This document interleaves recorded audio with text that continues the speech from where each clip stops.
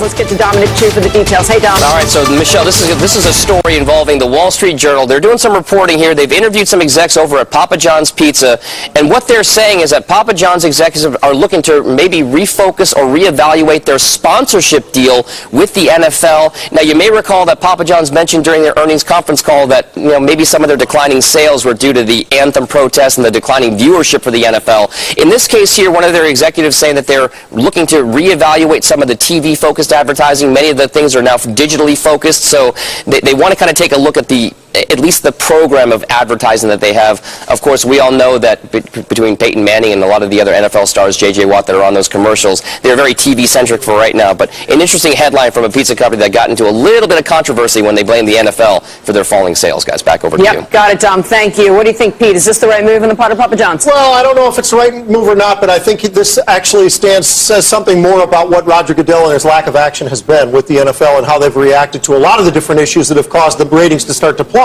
And this is over a year ago, but this continues. And this year it's gotten worse and worse and worse. It's the anthem, but also now we're getting all these injuries. The game is a little less interesting, and it's getting that much easier for the sponsors to say, you know what, I'd rather be somewhere else in the digital world than on TV. I was going to say, just put aside what he said the reason was for the decline in ratings. If the ratings are down that far, why would you want to spend money on the sponsorship, save some money, and redeploy it somewhere else where it's going to be more effective?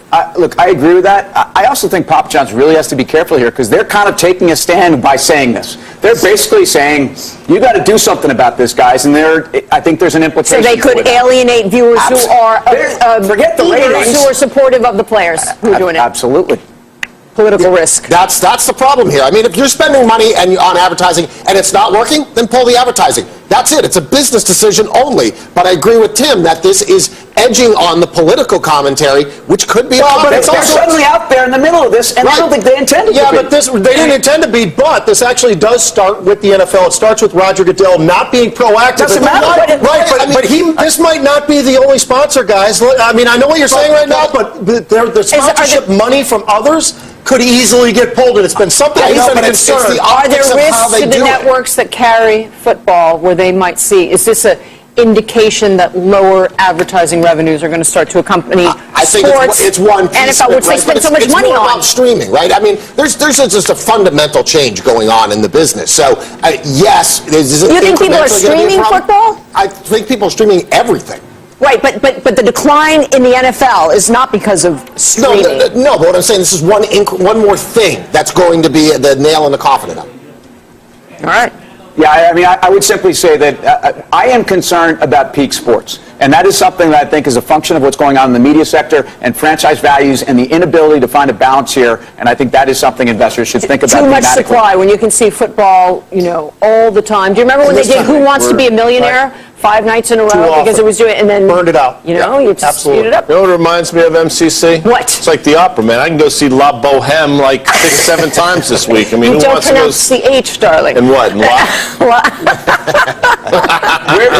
How could you go see it 8 times this week? She is MCC an opera connoisseur. She spends a lot of time. Instead of watching Game 7. I went to the opera. There was a lot of availability that night. So, but what about all these networks that carry football? Should they start to worry? Well, yes, and the problem is that the attention span of the viewers has gotten that much more difficult, and that's what the NFL has got their arms around. They've got to figure out how to keep the game moving faster. All right, moving on. Get ready to turn back your clocks because it's daylight savings this weekend. It's practically a fall ritual. So in honor of the semi-annual change, our traders are giving you stocks to fall back on. Pete, kick it off.